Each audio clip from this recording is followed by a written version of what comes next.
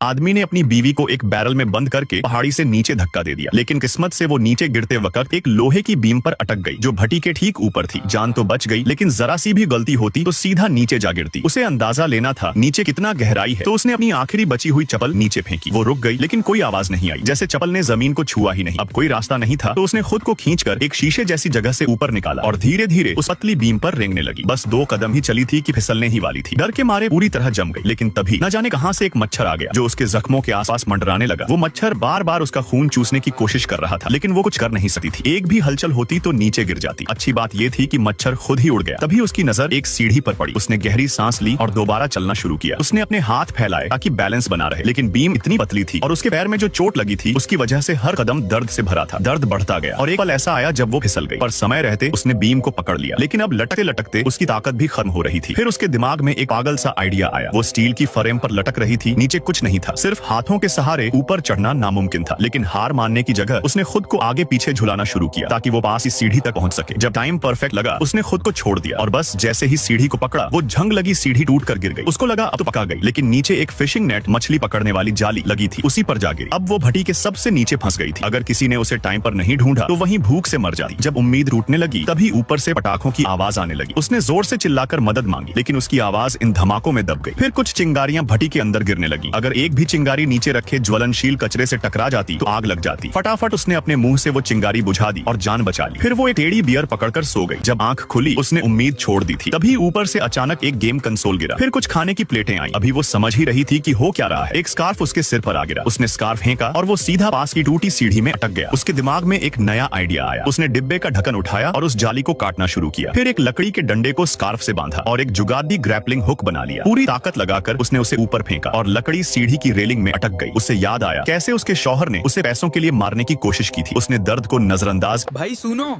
इतना मेहनत करके वीडियो बनाया, अब तुम बस देख के स्क्रॉल मत करना। लाइक कर दो, शेयर कर दो, फॉलो भी कर लो, वरना रात को नोटिफिकेशन नहीं, मैं आऊंगा सपने में।